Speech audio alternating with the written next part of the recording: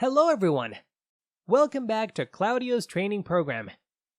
Today, we'll learn how to set up an automatic process to manage all the requests of cost refund sent by your employees. Let's start now. As usual, the first step is the general flow configuration. Create a new flow, choose a name to help you locate it among the others. Then, choose the way your trigger will start. For our flow, we'll use a Gmail trigger. This way, it will start whenever we receive an email with all the criteria that we're going to set up. We're now on the main windows where we'll create the flow. On the left, you can see that the Gmail trigger is already set. We're going to add the other application to its right.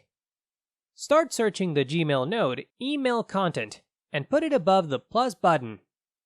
As usual, a configuration window will pop up and ask you which is the email that we want Claudio to read. Choose ID email from the left column, exactly under the root Gmail email inbound. Now click Save to continue. We want the folder's name to be generated automatically and customized according to the employee's name or other data we could have. For instance, the date we received these documents might work just fine. To do this, search Utility Service in the left application column, then grab the node Time. Again, click Save. Now, we want to use a condition to filter all the emails related to cost refund.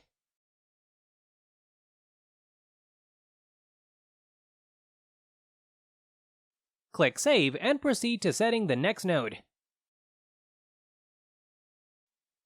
We got our list of emails related to cost refund, but we also need to have the complete list of the files inside those emails. Add the node list, choosing Files from the Google Drive root. Connect the results and insert the value Path. Save and add another condition. This one will help us understand if the employee's files have already been uploaded or not. In the settings, insert the concat node inside the first field. Use the condition criterion is equal to and add the information data and from to the field on the right. Now, if the files already exist, the automation will go directly to the next step. Instead, if they don't, it'll create a specific folder to host them.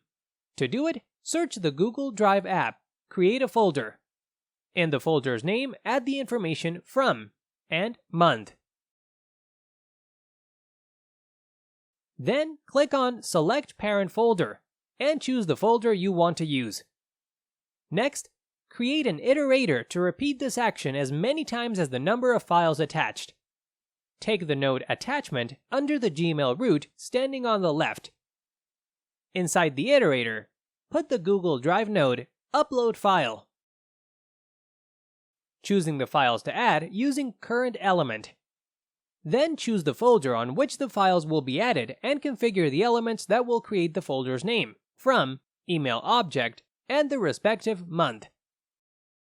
This way, the folder will be called Mark Cost Refund September 21, 2021. Click on Save. The flow is almost ready. Now we only want to alert the administration. We can decide who to send it to, the custom subject to use, and all the custom information to share inside the email.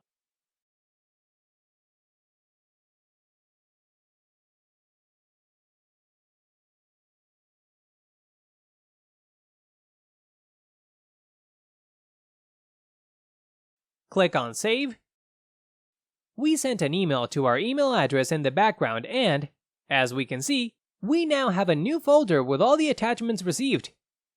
Everything is well filed and available for check or further operations. Quite a time saver, isn't it? Thank you for your time. If you liked this video, please share it with your friends and colleagues. Happy automation! See you in the next video.